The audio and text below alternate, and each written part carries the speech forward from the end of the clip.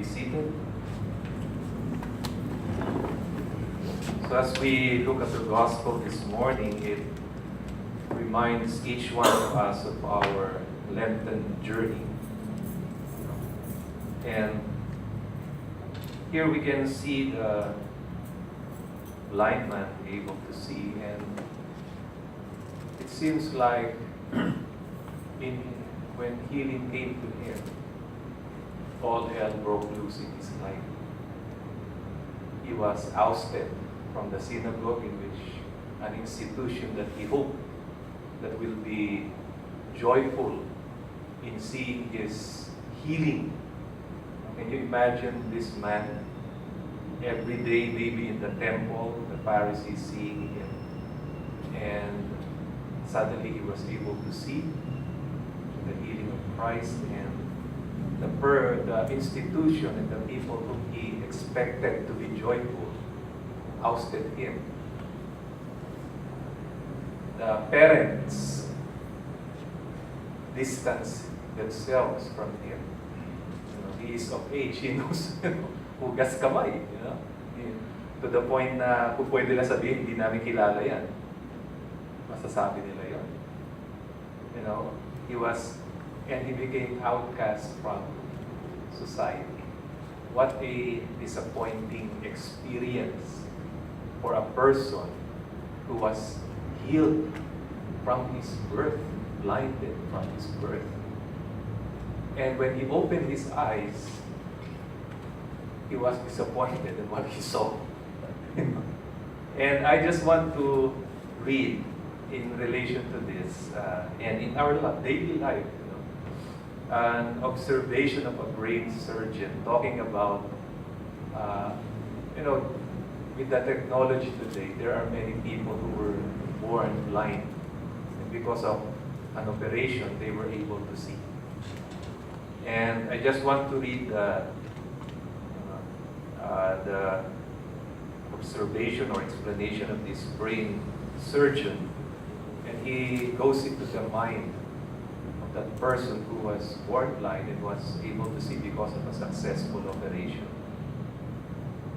And he says, this kind of sight restoring operation has been done and is being done, and we now have some indication of how a person reacts upon opening his or her eyes and seeing light and color for the first time.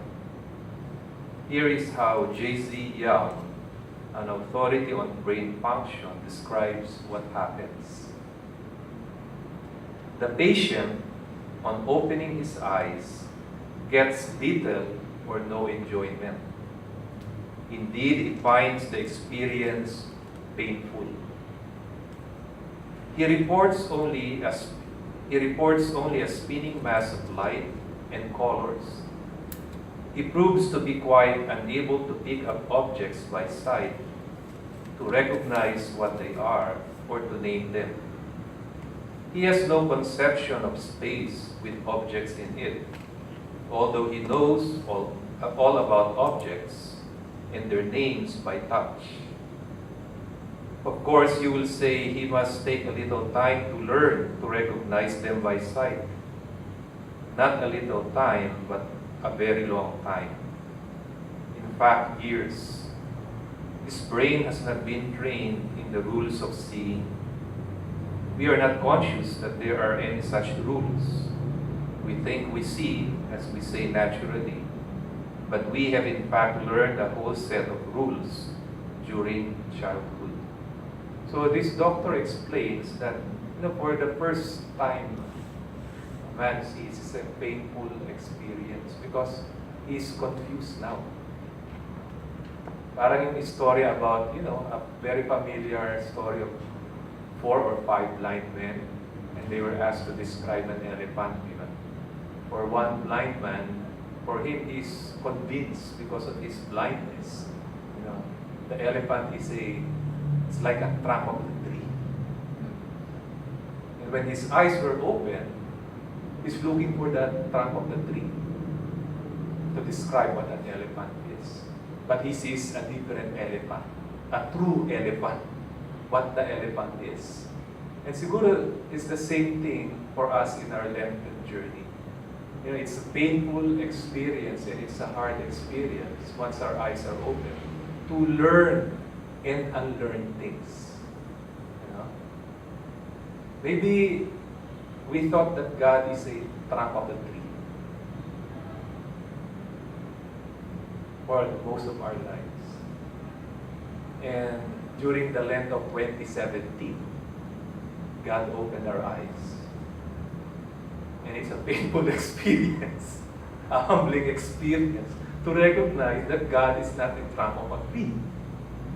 That God has a long nose, a fan-like ear, a big body, and 4 trunk of a tree. What will be our reaction? So in our journey, in our life's journey, it's a journey of tension, di ba? Pain and joy, ecstasy, and trying to unlearn things. That's the hard part of being able to see. Just like St. Paul in our second reading, di ba? He was so much of a Pharisee that he thought that he wants to earn his own righteousness, and then he realized that righteousness only comes from the initiative of God. And it's given by God freely through the sacrifice of His Son. It's like one of the story of Plato, wherein humanity in the rest of their lives are chained in this dark cave. And the only thing they see are illusions, shadows, imaginations. And one day, one of them was able to unchain himself and get out, and was able to climb out of the cave. And so he saw what true light is. And he came back and told the good news. There's light. These things that we have are not true. There's true light above us. And sometimes that's our journey of Lent. We are like the people who were chained in this cave. This is reality. Illusions, shadows, imaginations are just plain reality for us. And we don't even if light comes, we don't want to get out of those things and believe those people who have seen the light. Removing things, realizing things, unlearning things. But the most important thing is that at the end of the reading of the gospel, we think of life as riches, honor, success, be able to fulfill our plan at the same time, the time and date that we wish. But sabi nga ni Christ, this sin is this blindness is not because of sin, but it is for the glory of God. Tama? And at the end, we see that our life's journey is not all about those accomplishments that we can have.